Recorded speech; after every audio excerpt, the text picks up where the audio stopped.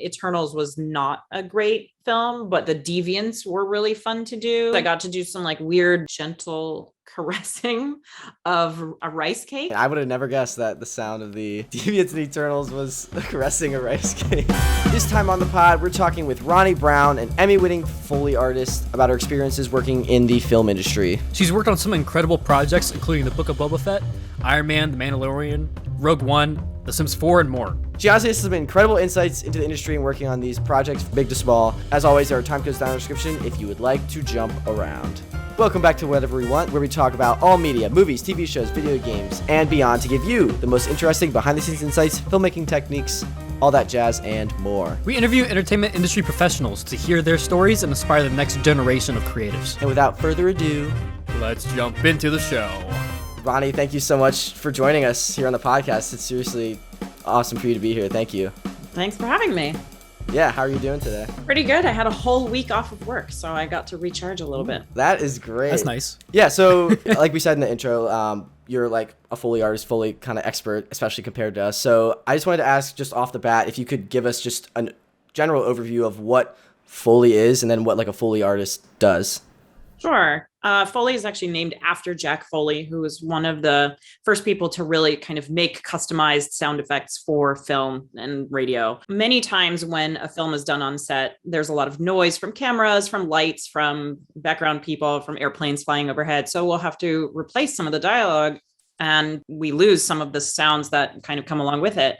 So they need to be replaced. The people that are cutting sound effects from a library are usually their sound effects editors, and they do very large things like explosions and car doors shutting and a gunshot, some more of the kind of designy things for big creatures and vocals and stuff like that. Whereas I kind of do a little bit of the detail work and the stuff that kind of glues everything together, that kind of really helps marry everything into one cohesive soundtrack. So I'm just kind of the supporting role, if you will, to the dialogue, the music, the sound effects, all of those types of things. So we will perform the actual sound effects in sync to picture. So I have lots of shoes and I have lots of surfaces to match everything that I see on the screen. That's cool. It's really fascinating. I remember I watched when I first started getting into like the film industry like years ago, I watched this documentary on the Foley in episode 3 of Star Wars and how they did it. And it's just like so cool just seeing you guys work really. And it's so important. Like if you do your job right, which like you do, but like people don't often notice like your work. That's how I know I'm successful. I feel successful when people don't actually notice and they say that wasn't just recorded on set. That's when I feel successful. Is that tough to like kind of come to terms with? Like, do you want your work to like kind of be noticed or? It's a fine line. So I also know that because I'm a supporting character, kind of for all these other sounds and everything, that there's only so much kind of what I like to call sonic real estate, that there's only so much that we can actually take in. So we're always going to want to hear the dialogue and the music in the forefront. That's kind of the emotionally driven part of the story. But if we can kind of support some of the storyline, whether it's to bring out some comedic effect or to really elicit like a really heartbreaking moment, those types of things are really where I like to shine. And I've learned over the years that like sometimes it's desired, sometimes it isn't. So sometimes you will hear those things and sometimes you don't. So sometimes I get really excited when I do hear something and I say, ooh, that turned out so good. And it really helped the story and everything. And then other times I don't even pay attention. And both of those are fine. Gotcha. That's really interesting. Yeah, it does sound like a fine line, really. Now that we kind of like defined what Foley is and what your job is as like a Foley artist, can we kind of take a step back and just talk about your personal story of like how you got started in this? Like, was this the plan like from the beginning or something? So I went to school many, many, many years ago to college to learn music recording, audio production for music recording. And I really enjoyed it, but there were two things that I didn't enjoy. The first part was that there were really no jobs doing it because most of the studios were closing at the time. And also how little change it was. The change meaning, once you set up that band and you start recording, you're pretty much just like pressing a button and listening to the producer tell you what to do all day long. And it just it doesn't appeal to me. I like change. I like different stuff. So I started getting more into sound design. And I also learned that because I do enjoy the actual recording process so much, that it narrowed it down quite a bit to either field recording or Foley. And field recording, while it used to be a job in and of itself, is now primarily done by effects editors or sound designers. And that at the time when I was graduating felt too overwhelming and slightly too ambitious, and technical for me, which is when I started gravitating more towards Foley. And once I found that I had a knack for it and that I had an idea about it, that I knew how it was kind of working and that I liked it, I just kind of kept going and tried learning as much as I could. Gotcha. That's sweet. Yeah. Nice to know that you got into your groove and you It took a while time for you to get that. Yeah, it took a while. It took a lot of just feeling a lot of anxious, kind of not knowing what to do with my life. So, even, recording music, it's I have immense respect for people who do it because it's hard and there's not a lot of people that are doing it and doing it well. And it's just really hard to get into. I mean, Foley is really hard to get into also, but it's also kind of one of those things that kind of anybody can do it. It just to do it and make it your job is the challenge. Yeah. I can relate to that because my background's in animations. Anybody can really animate, right? Because it's just layering your drawings. It's just about doing it right and spending the time to kind of hone in on those skills. And set yourself apart. So you can actually, in a way. Yeah, I think that in the course of my career, something that I learned was that while historically there are a lot of rules, when you learn to do a job, there's a lot of rules, and I'm just consistently I'm anti-rule, and I'm kind of always trying to find ways around them. So, early on in my career it was oh, this is how this is done. This is how this is done. Oh, you want to do snow, this is how you do it. Or you want to do these, this is how you do it. And consistently over the course of my career, I have kind of found that none of that is true.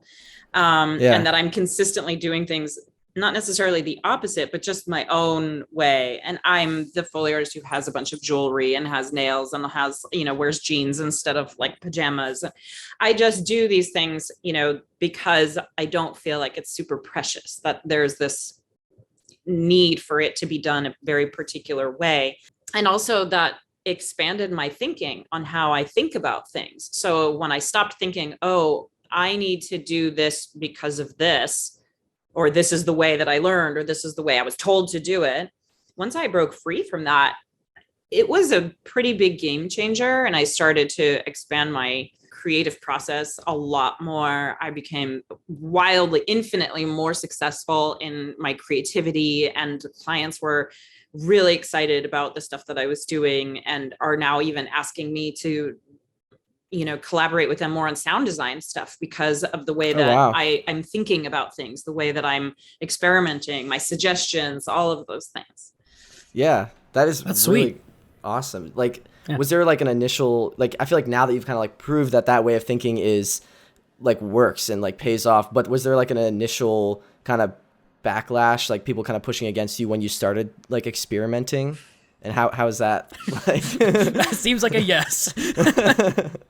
So I'm considered relatively young and new in the world of Foley. There's a lot of people who've been kind of doing this for 30, 40 years. I worked with a woman, she was amazing. She did the Foley for the original Conan, she's amazing. Wow. And there was someone that I was given the opportunity to work with who was, for all intents and purposes, is the number one, everybody knows who they are, celebrity Foley artist.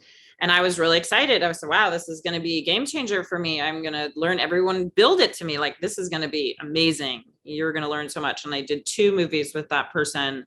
And the entire time on the first one, I just kept looking around being this is the magic. This is what is so Not special about it. Yeah. And so it was really wild. It was a total mind kind of changer, this, and again, I don't fault people for how they do things. That's their process and their stuff. But aesthetically also, if I don't match who I'm working with, it's very difficult for us to kind of collaborate and work together and that's why I don't chase certain clients either, is because their aesthetic might not match mine. And I try to be very chameleon and kind of adapt to whomever I'm working for. But if what they're looking for is completely just outside of what I think sounds appropriate or right or what I'm doing or my process, then it's just like fighting an uphill battle. Nobody wants to be a part of it. That's really interesting. I can relate to that because like when it comes to like 3D modeling and stuff, there's so many different like techniques you can apply to that. I mean, we've seen it develop over the past years with films and stuff like that for like realistic CG versus like Spider-Verse stuff where you get like super like crazy stylized stuff. Totally different styles. And sometimes you want to get artists that are more proficient, say, in like a certain way of doing it. So that makes a lot of sense, actually.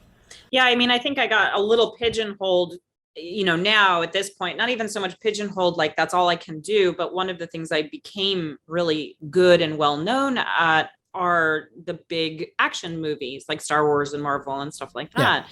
I mean, it feels great, to have that kind of support from my clients that they like what I do and that it works and that everything's fine and, they like all that stuff. But I do miss doing some of my like indie films and some of the stuff that's a little more natural and bespoke, if you will, like, so it's, I mean, I can do it all. It's just very funny that I, typically am now getting hired for a lot of these kind of larger films. Yeah. What are like some of the differences between working on like the larger like Marvel Star Wars films versus like on indie more low budget projects with less resources maybe? Well, everybody, whether they have money or not, kind of acts like they don't have money. Yeah. So, but you also have to remember that those smaller movies actually rely a lot heavier on Foley than like the action ones do.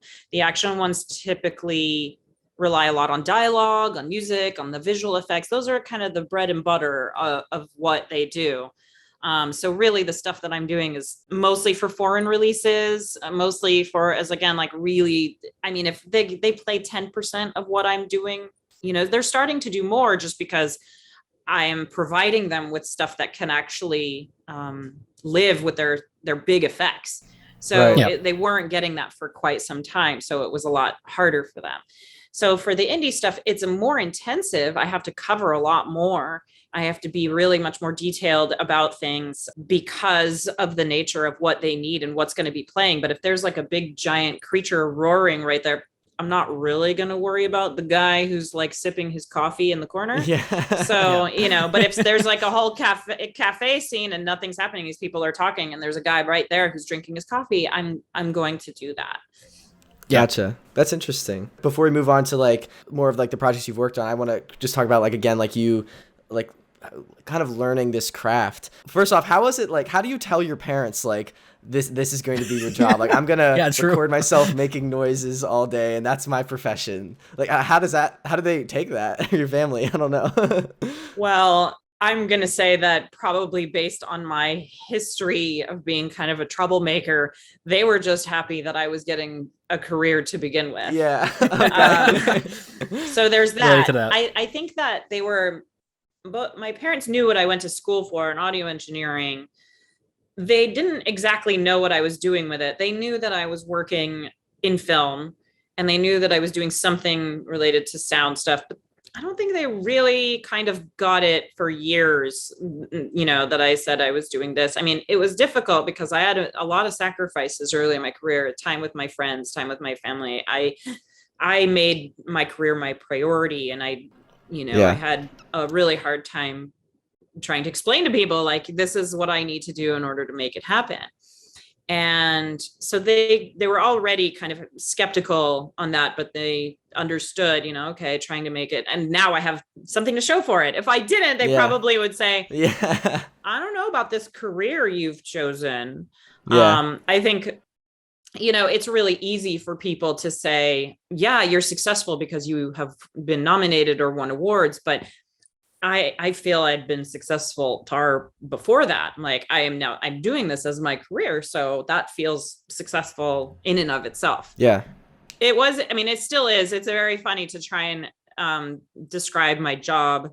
I actually don't talk about it all that much because it can get overwhelming, the response. Sometimes the response is almost never do I just get like, that's cool. It's usually very involved and everyone wants to talk. And it's great. I love talking about it, but it can also take over what like, so I become invisible and it's all about my job. So Right. it can kind of, it's a double-edged sword. It's like, it's very cool. I mean, I love my job, but there's also politics involved, and there's budgets and this and that, all kinds of stuff that can make it not so fun. Yeah. Gotcha. Okay. After you've like kind of decided like you're going to be in the industry, can you walk me through your journey of how you ended up working at Skywalker Sound, like through now, really? So when I graduated, I think I had 2 internships and 3 jobs. Wow. That's what I mean by like sacrifices. So like I used to go and give talks at colleges, and I'd tell people like, this was my, I'm not saying that this is what you have to do, but this is the kind of sacrifices and the kind of dedication that people really want to see. Like, I've had people who tell me they want to shadow, and then they just sit on their phones the whole time, because it can be really boring. So I do look for some dedication, for some interest, that kind of thing. When I started, that's exactly what I did, as I found who was doing Foley in the Bay Area, because I said, there's no way I'm going to get into Skywalker, and that's kind of the only one. Fantasy Studios was closing down, but their Foley artist was doing work at one of the places that I interned at. So I professionally stalked her. And I, respectfully, that's a good way of putting it. I respectfully asked if I could shadow, and I did. And she welcomed me, and I asked questions kind of in an appropriate time and manner. And I met someone who was mixing and was the supervisor for this movie she was doing. And since he learned that I was interested in learning to do Foley, he hired me to work on some like super low budget horror movies out of his house. And he had built a studio, and he happened to have his father-in-law was like a big sound designer. His name was Richard Beggs, and he was the sound designer on Apocalypse Now and for a lot of the Coppola movies and Children of Men. So he's really, really amazing. And so I got to do some of the films for him. And so I started doing a few of the Coppola movies and a couple of other like kind of indie movies that Skywalker kind of cast off or couldn't afford, they didn't have the budget. So I did them. So it was great. I got some money, not much, mostly just my gas paid for, my lunch, that kind of thing. Yeah. But I got a lot of experience, and I was able to kind of get a lot more experience doing Foley. Skywalker had asked my mentor if she wanted to do a night shift there, because they had some film overlap, and she said no.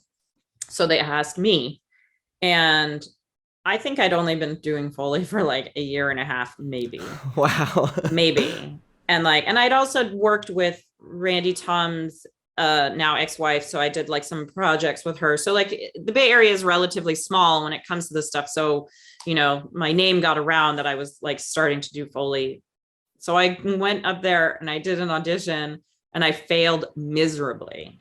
Like, wow, painfully. And it was on this really terrible movie. It's like low budget horror movie, something. And I was just super, super nervous. And there were 3 big shot Foley artists that were there, like, all working there and whatever. And I was just like, So the manager at the time, he called me the next day and he's like, how do you think it went? I'm like, pretty bad. And he's like, yeah. So he's like, do you want to try again? Like, just come back again? Like, whatever, just no pressure. I was like, fine. So I went in there thinking they're not going to hire me. And I did fine. So, it's like, this is the lesson. It's like, you got to chill. That's a great lesson. Right. Yeah. That's great. I still was not ready, like, at all. So I went and I started working night shift on Horton Hears a Who. And oh, wow. On like, animation is no joke. Like, it is fast and furious. And like, it's a lot of work. And so we had that. And then I also did like half of Iron Man or something. And like one other Japanese movie. Okay. Yeah. But I was beyond not ready to work on those things. I was able to do some stuff fine, but not nearly what is needed, expected, the quality and that kind of thing. So for political kind of reasons, I did not get hired again. There was some discussion among the other Foley artists and whatever, and they just decided that I didn't have enough experience to work there. So I didn't. And so I went and did freelance again for another year or something. I went back to school just to learn other skills, because I was like, well, if Skywalker's not hiring me, I'm not going to do Foley, I guess. And I got called again from Richard Biggs and his son-in-law to like do some more Coppola stuff. And I was like, okay, I guess I'll do this. No harm, no foul. And I started doing more and more. And then I got called again by Skywalker saying there was someone else there who's also new. So do you want to do Foley with him, like night shifts? I said, okay, fine. And so I did that for a number of years. And we did all kinds of stuff, mostly like supporting the day shift crew, like finishing up a movie here and there, or, taking some of the lower budget, like Clone Wars episodes and things like that. But it was great. I mean, it was still sporadic where I was still struggling to try and like really make money doing it, other than it ended up being like really just part-time work when you put it all together. Right. But then they built another stage, and there was the big shot Foley artist that they gave me the opportunity for. I was newly pregnant at the time, and I knew that I was not going to be able to handle that ego and that whole everything. Yeah. So I chose to work with the really small crew in the teeny tiny ADR room. And when that kind of finished, when we split ways, then I went to the big stage, and I've been there kind of ever since. So there's a lot of competition and a lot of, egos and all kinds of stuff that you have to navigate really specifically. And, my ex-husband, who was my audio production lab instructor, he said to me, he gave me a really good piece of advice. And he's like, because I said, what am I getting into this again? Why am I going back to Skywalker? They fucking fired me, whatever. Yeah. And he said, you know what? Ignore all of that. He's like, just do good work and keep your nose clean. And I was like, all right. And that's exactly I tried as best as I could to do that while also still hustling. Cause if you're not going to hustle, you're not going to get work. And hustling means I am chatting with all the clients, and I'm going to lunches, and I'm doing that, and I'm doing everything I can to let them know I'm there. I'm interested. I want to do more, but it really took years. And then I think what year was that movie? The Mummy with Tom Cruise, 2017. Yeah. I can't remember. I don't know why I know that, but I think that is that movie was the first movie that I finally fully, no question. I was like, wow, I'm good at this. Yeah. And it took that long. I mean, that's 10 years of my career that I was doing Foley, that I finally in 2017, I was like, okay, wow, I'm pretty good at this. It was solid. So ever since then, I just try to keep expanding and keep kind of pushing myself and pushing weird stuff, the things that I think about, the things, trying to get clients something new, fresh, exciting, that kind of thing. Yeah. So yeah, it's I can't imagine doing the same thing now. I think now there aren't, it's harder to do this. I think now the way that I see most people being successful is actually kind of politely stalking people on Twitter or on forums. Yeah. All the forums and stuff, people tend to do that. They don't go into studios anymore. So I know. I just moved actually to LA a month ago, and have been doing that polite stalking and reaching out to people. So I completely know. I also just want to take a step back, and for our audience listening, seriously, go listen, rewind that answer that you just gave. There were a million nuggets of wisdom in there. So seriously, that was great. Thank you. Mm-hmm. Bam! Hello, it's Future Jake here. Sorry to interrupt, but if you're enjoying this episode, please let us know by dropping a comment on YouTube or review over on Apple Podcasts, and let us know what you think of this shift. We're starting to interview more industry professionals. We have a lot lined up, which we're super excited for. But yeah, it's different than what we were doing originally, just talking about movies. Let us know what you think about it. If there's any suggestions you might have, I don't know. Yeah, we just want to make sure you're on board with this too. Let us know also what film industry job and profession you want us to interview next. All right, back to the tank. I kind of now want to jump more into kind of deep dive into the specifics of your day to day and what you're doing on the stage. I mean, you've worked you mentioned already on some amazing things from Iron Man to Book of Boba Fett. You worked on an episode and Mandalorian and just all sorts of things. So when you come into work on a Tuesday, what can your day look like? I guess I don't know if it will always be. I don't want to say it will always be different, but it really depends on the project, where we're at in the project. Because let's say I'm starting on a fresh, brand new project. We're going to watch it. We're going to watch it. We're going to not necessarily the entire thing, but we're going to watch what we're starting with, the reel that we're starting with. Okay. So we're watching it. We know, oh, okay. Do we have any questions for clients? Do we, all of those things. starting with the footsteps. We will almost always start with the footsteps because those are the most important parts. So my partner or I, or if I'm just by myself, like we'll kind of choose from the main characters and go through kind of everyone from that. I like to try and start with either the biggest or the smallest character. So that way I know where to move from, Right. So like my biggest, like if I use my biggest footsteps on this one character and then all of a sudden there's someone that's even bigger, I'm screwed, because now I'm tasked with trying to make this even bigger when like those ones would be good, better for that. And then I just dial it back for like that character.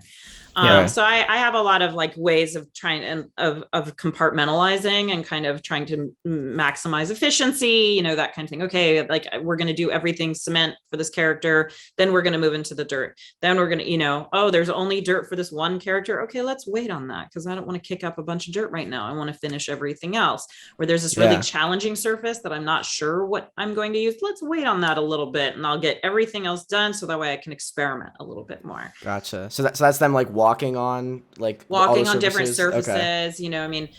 In Eternals they have this ship that has this very textured concrete kind of surface, so we had to like figure that out. How do we want that to sound? Sometimes it's like very straightforward. Oh, here they're in a house, here's the wood floor, here's the carpet, here's that kind of thing. So, and it's really just looking and seeing what we believe. Is it period piece? Is it modern? Is it futuristic? Is it those kinds of things. I have my go-to kind of shoes. I have a number of pairs, but I typically wear the same. Like, Boba Fett was the same as Mandalorian's shoes. Like they're very similar. So, which also were the same as Kylo Ren's shoes, which are also the same as Shang-Chi's shoe. Like, or no, actually, no, that's not true. But anyways, you get the idea of like big characters. Like I typically will wear the same types of shoes or the same ones. So it can be anything from that to like, then if I'm not doing feet, I'm doing props and I see, oh, wow, there's a big dinner eating scene. I got to bring in some food. I need to make sure I have something, or, okay, there's not really not so much eating. It's just about this very like specific wine bottle open. And so I'm really trying to like get as much information as possible. So, and I also, the way I particularly like to operate, some people really like going scene by scene or chronologically, which is cool in that you get to know the story. And I do like working that way, but also because of how I'm booked and that I only have so much time on a project, I will also try and burn rubber on all the known, easy, like kind of, or just, okay, this is a purse, that kind of thing. And then like something that's like, okay, so this creature and it's kind of, organic and ropey and this, and I'm like trying to figure all this stuff out. I'm going to save that just so that way I know, okay, I have this. So you can dedicate the time for it.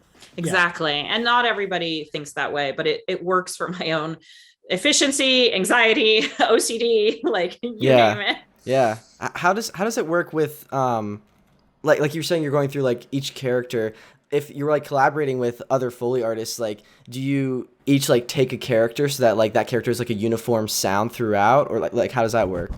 I've done it both ways, where I will work with someone and that they will take a character and I will take a character. That's fine for consistency's sake, that especially for performance, because I can get the big sounds. I can get the really big, deep, heavy footsteps. So I typically will take those big, giant characters and my partner will take kind of the smaller ones or, whatever. Then I've also worked with people that it didn't really matter. So we finish a reel and we're like, okay. And we're this one scene and they're like, do you want to do those feet? And they're like, okay, sure. Why not? Those are one of the rules, is that like, oh, well, you need to wear this shoe for this character for consistency. And I'm like, yeah, but if it sounds like garbage on that surface, I'm going to change it. I don't want to be married to that just because. Yeah. And it drives me absolutely crazy. Yeah. There's a lot of that in the world of Foley that and in sound designers who expect that and who like, really? Because they don't do Foley, so they don't know, but they're like, oh, well, this is very specific, this character. I'm like, do you think I have Victorian boots exactly? No, they sound like garbage on that surface. I'm not going to wear them. Like, I'm going to wear something that sounds good. And I have a very particular reasoning of like what sounds good to me, in very technical terms and everything. So I do think about that quite a bit. And I do think about the overall picture instead of just this, it needs to be like this. Oh, the only thing that sounds like this is the actual object. Drives me crazy. I am like, we're all playing make believe. We're playing pretend. Not everything that we do has to be the exact thing. Sometimes, in order to get the exact or that particular sound you might have in your head or that makes that sound, it is going to be a challenge to like fake it, to like do something else. But I'm doing that stuff all the time. I don't need the exact thing to make that. I'm like, I don't use real guns. I don't, I pretend. I think I listened on another podcast you were on, like the Sound Girls podcast. Everyone should check that out. It was a really great episode. But that like to like make a lightsaber sound, you had like a garlic press and like some other things. You could see it. Actually, they did a documentary on, it's called The Force of Sound, I think. It was ABC News. I have this thing that I was using that all over Twitter, all of a sudden everyone wanted to tell me what it was because I didn't know what it was, but I don't actually care either. I'm like, I don't know. It's just this, makes the sound. Yeah, you're just using it. For me, I look at what things are made of, like what properties they might have. I'm like, okay, so if we're in a pirate movie, the metal is going to be a little more like, forged iron and kind of, these kinds of things. Whereas if I'm in like this futuristic lab, things are going to be a little more stainless steel and a little bit more maybe like plexiglass and glass and things like that. You really tend to like, how can I help convey what I'm seeing, what the visual is showing me? So, for lightsabers, it was historically these drills. And these drills were like plastic and metal. And it drove me crazy. And I get it that there are these certain drills that look like a lightsaber. So they're like, well, it kind of looks like one and it's futuristic. So let's do this. And it's like, that's a weapon and it's plastic. Like, so for me, it was really about like, I when I look at a lightsaber, I see there's a lot of complexities to it. I know that they're not just one solid piece. Now, I don't know anything about Star Wars, but I know certain things about like working on them. Like, okay, so this person has these like crystal thingies and like there's metal pieces. And so it's like all put together and stuff. So I'm like, okay, so let's make up the story, or let's like kind of, our brains are telling us that it would be cool if I heard lots of kind of not rattling, but like just the essence of like multiple metal pieces together. And because they're shiny metal and that's going to be heavy because it's not just going to be some lightweight thing, I wanted something of substance. And just using one item isn't necessarily going to do that. But I also will separate things out. So like the grab is different from like the pickup, because sometimes it can get unruly having 3 different things that I'm trying to like wrangle and have it be lifting up. So that's when I do like a movement track of just like, here's the grab and here's the movement. And then I'll do a separate one of just like the scrape up of whatever ship floor or whatever. So I have ways of making it work where it is pleasant to listen to, it's easy to edit, and the mixer can use or lose some of it if it's just not working for them. And my mixers are always telling me like, oh, it's so great that you've separated this little jingle from the gun rattle or whatever, because it's only useful like in some parts. So I try to think about like everybody in the process, not just me. There's a lot of ego in Foley. And so it's like trying to set it aside a little bit to like, go, okay, what do you need? What do you want? How can I make this work for you? So it's interesting how you think about the process, not only for other people, but also like you were saying before, like sometimes there's things that you can't see, but you're like still thinking about like how the mechanisms are working. That's exactly and stuff what like I was thinking. That like the subtle storytelling you're doing just in that with that like within that, it's like so subtle, but like makes the world a difference, even if people can't like put their finger on it. Yeah, it's all in the name of interest. Do you want to hear something that's boring? Like that's why like when we talk about, sometimes we do like things, maybe that's a body fall or even just like hands down on a table. And let's say some guy's standing up and he puts his hands down on the table at the exact same time. You do that at the exact same time. It sounds like one. Mm-hmm. And that's fine, like in reality.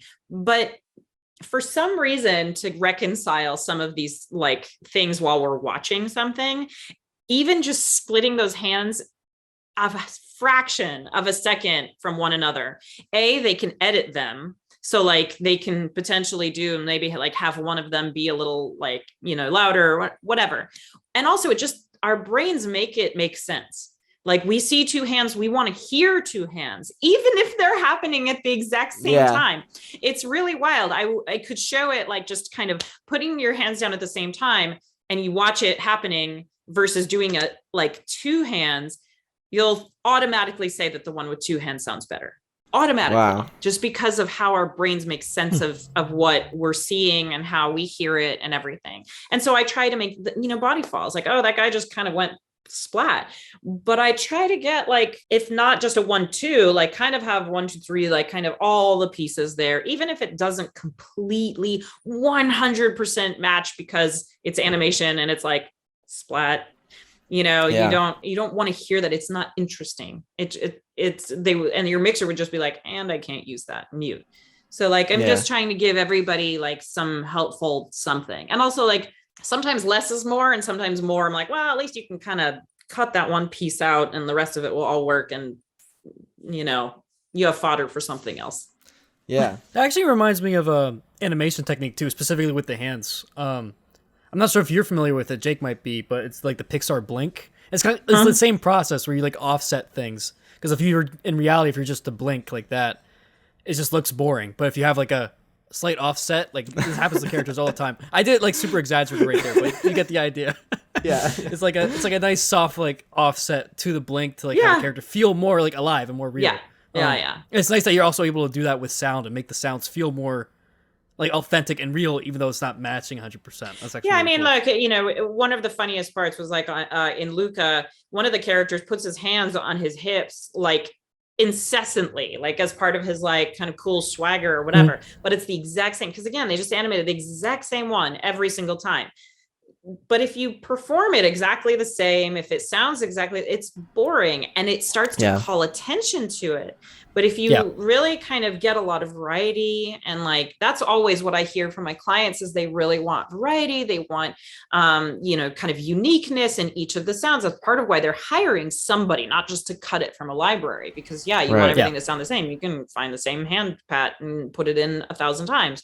But so trying to make all of those a little different, a little more natural, a little more unique, a little more, driven for the story, all of those things will matter. Very fascinating. I know we talked a little bit about, a lot about like your work. I was wondering if we could like deep dive into either like just the work specifically you've done for like The Mandalorian or like Boba Fett. Like what are like some, I don't know, like sound combinations that like you're really proud of that you did for any show, anything really. The second season of Mandalorian introduced the Dark Troopers, and the Dark Troopers were a lot. Really, I had at least 8 samples that I gave for body movement, and the 8 footstep samples, and then another kind of body movement, another 6 different samples for body movements, and. Jeez.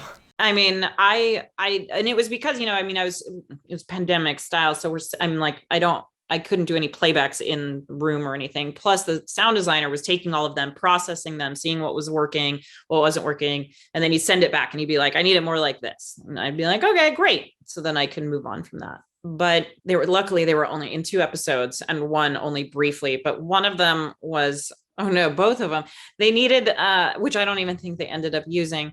They had, so in the end, I think it was 2 or 3 different footstep sounds and 1 body movement. And they really wanted them to be a play on almost like Iron Man, almost like just giant stormtroopers. So like kind of plasticky, but not really like heavy and kind of metal and kind of, so it was a thing. And in the end, it was like the last episode and the last day, all of this stuff. And I think I did all those sounds because it was, again, I doing everything everywhere. Some covering everywhere. And I blew out my eardrum because it was so loud. It was just banging metal for 8 hours almost. Wow. And it was, I learned my lesson that day. I was like, okay, well, I guess I need earplugs to do this stuff. But I was really proud of it because they were massive. I mean, really, truly the stuff that could have been instead of any of their effect. And then when I watched the episode, I was like, that is a lot of Foley playing, like for these Yeah. robot things. Normally they don't, they kind of turn them down and they have lots of servos and stuff.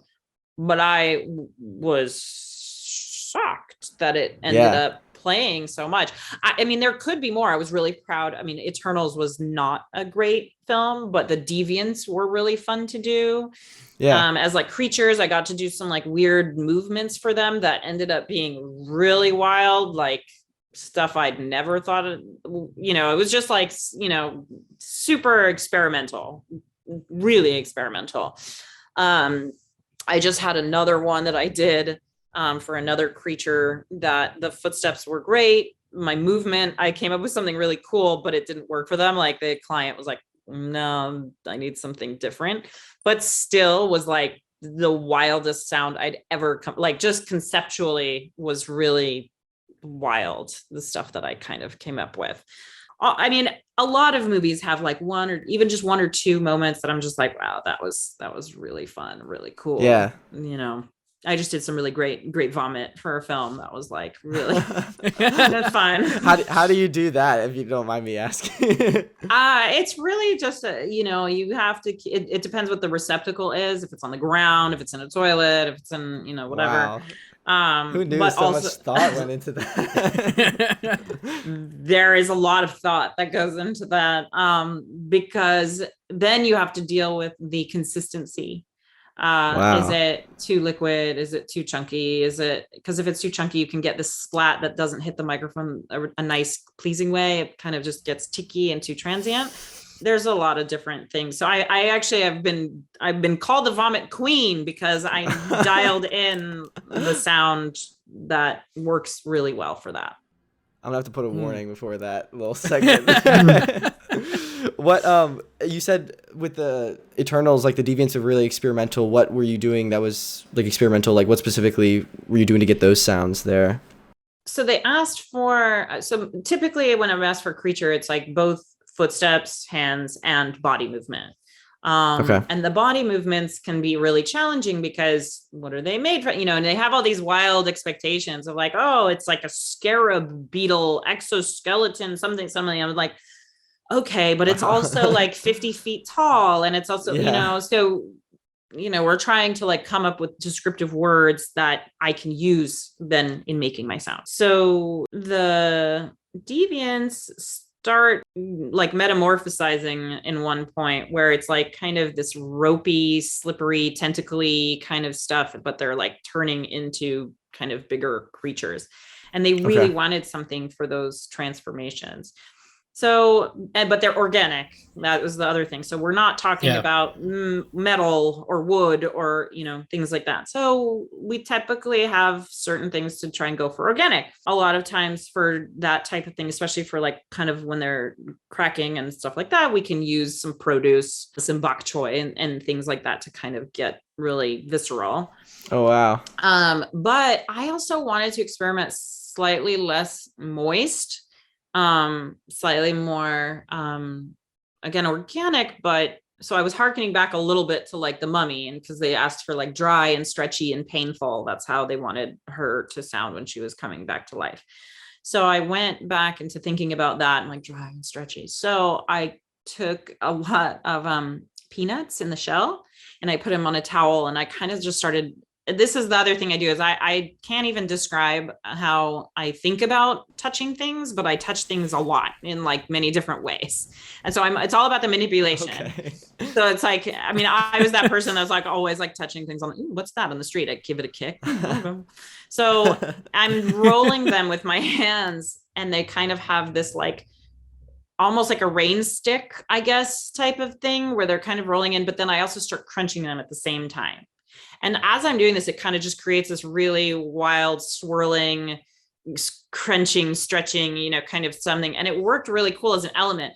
I'm not a sound designer and I'm not an editor and I don't try to like really manipulate things. I just kind of, I'm like a source material for that type of thing. Yeah. I'm like, I don't know if that part's going to work for you, maybe not. And it doesn't really make sense for me to start and stop and like really detail it out. That's kind of what the editors are there for. Right.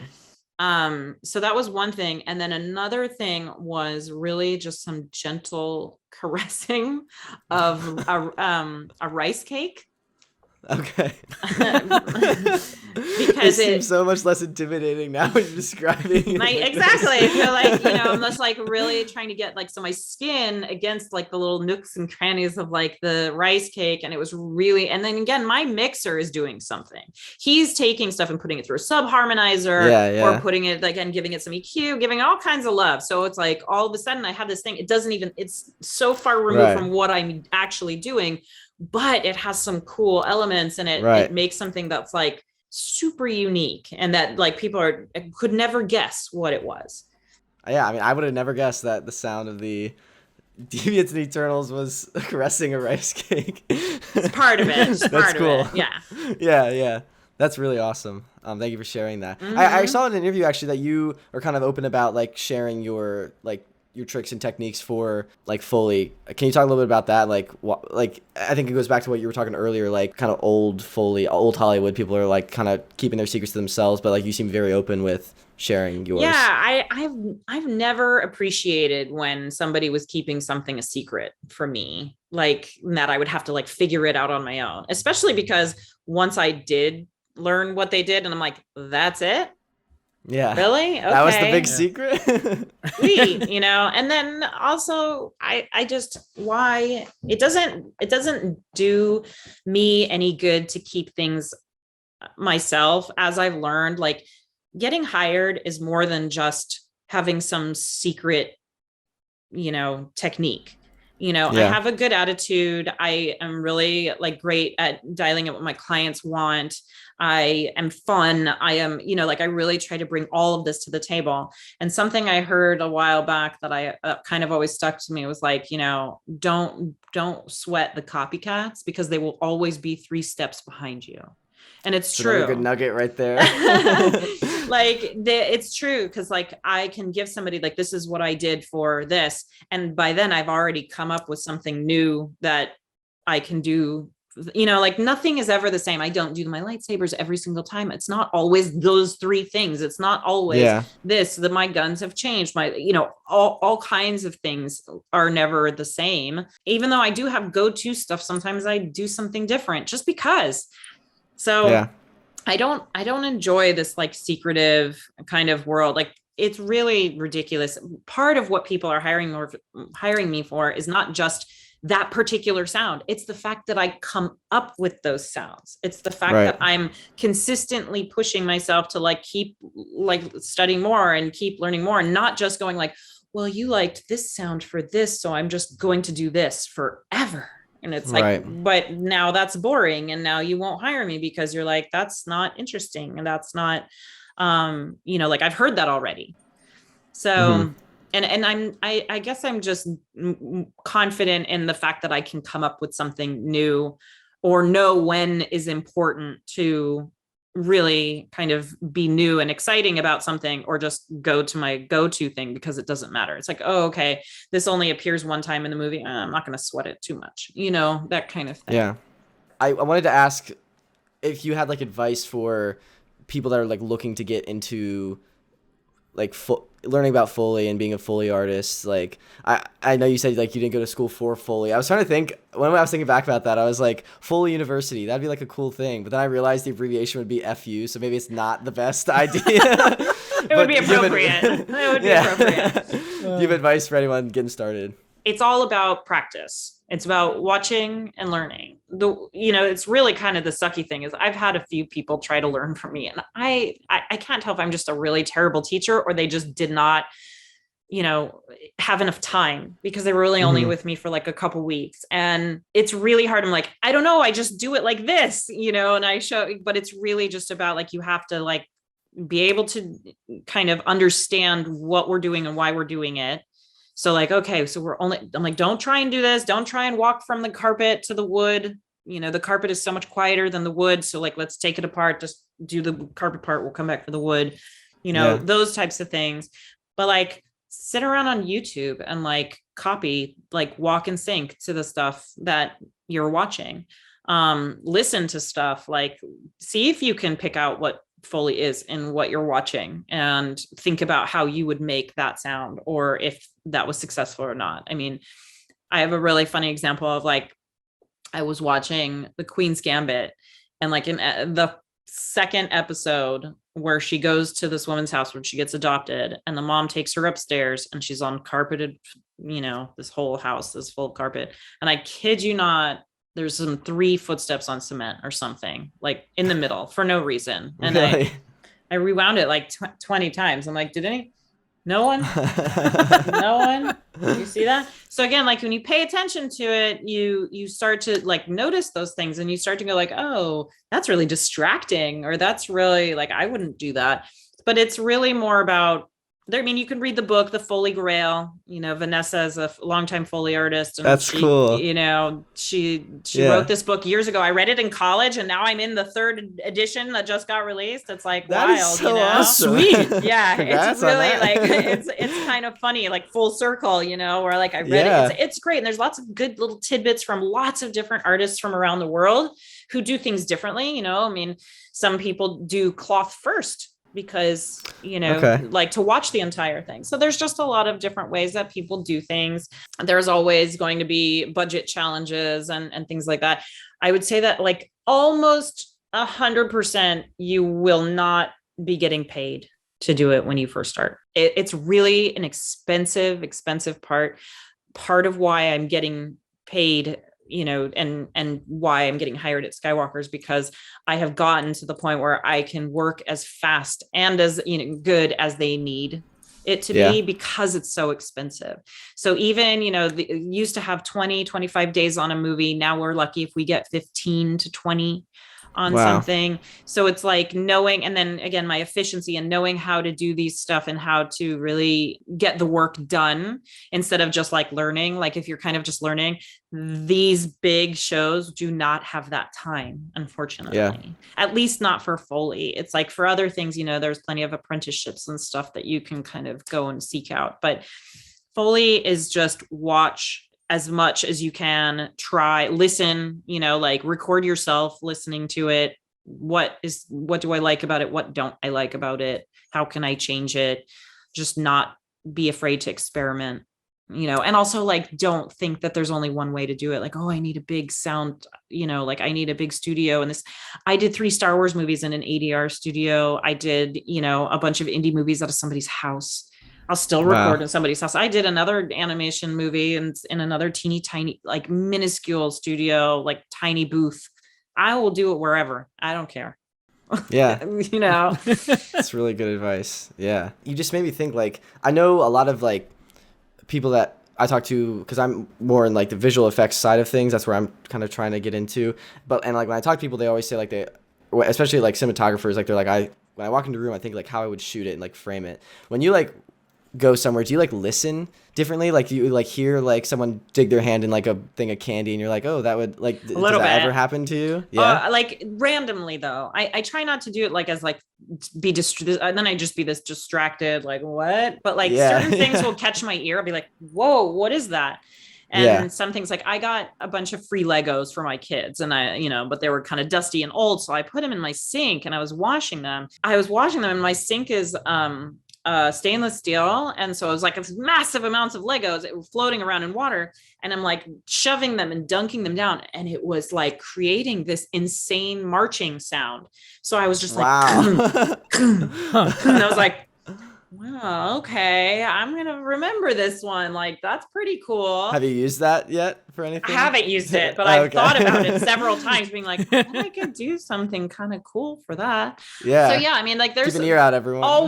There's always something to like hear and experiment with. I mean, I try not to be that person that only listens to stuff like in the movies, like, oh God, did you hear that? That was terrible. Or like, in that Queen's Gambit, I wasn't listening for that specifically. I was just kind of really surprised. You caught off guard by it. Yeah. Like I was like, whoa, nobody, what? Like, and considering like we lost our Emmy to Queen's Gambit, I'm like, oh, okay, this is so good. All right. So that's funny. That is one thing I wanted to. Well, first off, congratulations on like the Emmy you guys Thank you. got. Like, that is incredible. Has that like changed anything, like in terms of like working, like you're getting more work, or people like treating you differently at all or anything? People treat me differently, sure. Yeah. But I'm not getting any more work. I'm not getting any more, like Any there's more money or anything? Unfortunately. I'm getting like money just regard, you know what I mean? It's like the award Yeah. means nothing. It's my work that's really kind of That's warranting really that kind of a stuff. good way to look at it, I think. Yeah. The awards are kind of like a popularity contest anyways. Like, it doesn't matter how good of work we've ever done on Star Wars, it will always kind of be like, oh, it's nominated but it never wins. So Oh, really? I didn't know there's that. Wow. So it's the same. It's like musicals always seem like win stuff because they're like sound stuff, and it's like, but it's music, so it's kind of lame that it anyways. So I try not to get too hung up on award stuff. I mean, I am just trying to, find some passion projects here and there, do a little more supervising, so I have a little bit more of a say of like the sounds and how we're doing them, and the kind of time and stuff like that we're kind of allowed to do. Yeah, I mean, I really just love the craft. I just had someone just recently ask me to help them record some stuff for their sound design, like for a movie that I'm not even working on. So because they can't hire me, I'm busy or something, they were like, well, but I could use your expertise, your props, your understanding of this kind of stuff. And it's like, I'm finally getting more and more of that type of stuff, which feels really great because, like I've always loved to do sound design type of stuff. I'm just not technically oriented and, stuff like that. And I like to work with my hands and I like to collaborate. I'm always telling my clients, come downstairs and play with me. Come to the studio. Let's play together. I did all kinds of stuff for Shang-Chi, like sword stuff, spinning dangerous metals, and all kinds of just the way that my brain thinks that I'm like doing all of these different things, and then they can kind of cut and manipulate them however they want. So that's what I like. I like collaborating, like working with people. That's awesome. I think that's a awesome. great attitude to go at it with, because I think you will. I've seen people like that don't have the attitude. They like burn out and don't have fun with the craft. Like, I think you're still you have a very obvious, like, you have a lot of passion for it. Enjoyment that you get out of this. Sure. I mean, it's important because if you think you know everything, and if you think you just have it all dialed in and you are like just resting on all of your clients and that kind of thing, like eventually your work is just going to be just like, oh, it's whatever you're now resting on your history. I don't want to be resting on my history. I want to be relevant right now. And I know that my time doing Foley might be limited because it's so physical. And, and it's like, and I know, cause I can see other people that are in their 60s, still doing Foley, and it's really challenging for their bodies. And so it's something that I think about, like, now is the time to push myself. Now is the time to like kind of keep it going until I'm all old and tired and I can't do it anymore. Yeah.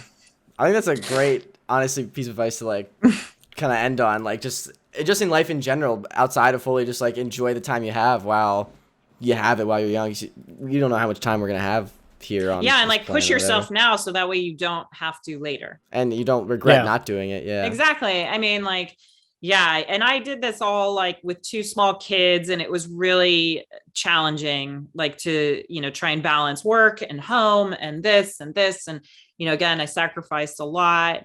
My friends, my family, they all like supported me to do that. It's really important to kind of find also the people that are supportive, and not just the people who are maybe the big names or the big shots of who you think you want to kind of like. If you find somebody that's really genuine and really good to you, like hold on to that contact. Those are the people that will make your career worthwhile, even if it's not the like big shot, whatever.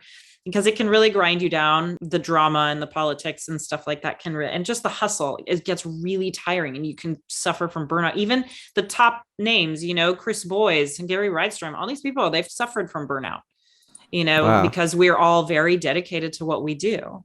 Wow. Well, thank you. Seriously. Ronni, is there anything you'd like to promote while you're here? I know we talked about it before. Foley O.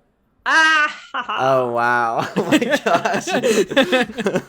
Well, I am sorry, I made that joke to Jake the other day. I had to make it again. I forgot, and I was as annoyed this time as I was last time. I don't have anything particular, although any of the podcasts are pretty interesting. I was really fortunate to do a webinar for Sound Girls with two other Foley artists and one Foley mixer. And that one was really special because we each have our own kind of ideas and our strengths and weaknesses and stuff like that. I was doing a lot of really fun Foley videos on Instagram, but my Instagram is private, so I'm trying to move them all towards Twitter. So if people want to follow me on Twitter, it's Ronni Prawn, RONEYPRAWN. I'll link it all below.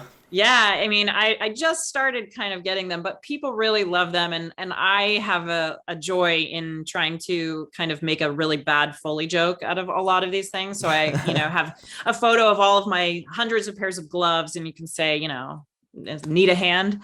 And so those are the kinds of like bad Foley jokes I kind of enjoy. Some people take themselves really seriously, and I kind of have a little bit of both in me. So I like to show people that my job really is as fun as people think it is. So, because it definitely isn't always. Yeah. Yeah. All right. Well, I think we're going to call it there. Thank you again, Ronni, for coming on. We really appreciate it. Yeah. Thank you so much for having me. Bam. Out of the interview. Ronni, thank you again so much for really joining great us. interview. Awesome. Tons of great insights. Awesome. Daniel and I were talking. I feel like I've girl bossed too close to the sun. Like, I feel like you're so much above our station, but we appreciate it. Yeah. So again, we're at the end of the show where we're going to shout out our patron supporters that subscribe to the tier that gets the shout out. Cue the Epic Stars music. Boosh, we got patron Lori, Frank, Rick, Lisa, Evan, Tony. Thank you so much for pledging the tier. If you see the shout out, if you want to support us over on Patreon, the link is down in the description. You get episodes early, the audio episode, special benefits, cool perks like your role in the Discord, all that jazz and more. We really appreciate it. Again, like we said earlier in the episode, feel free to leave a review or comment. Review on Apple Podcasts, comment on YouTube if you would like and are so inclined. Let us know what you think about this transition. All right. Ready for the introduction? Yep. Tell me when. When? We just talked about whatever we want to talk about, and now we're done. Thank you seriously so much for listening and for all the support recently. Genuinely, really appreciate it. Feel free to subscribe, awesome. And follow along if you want to see more of these film industry chats and insights into the industry. Yeah. Thanks. Goodbye. Bye.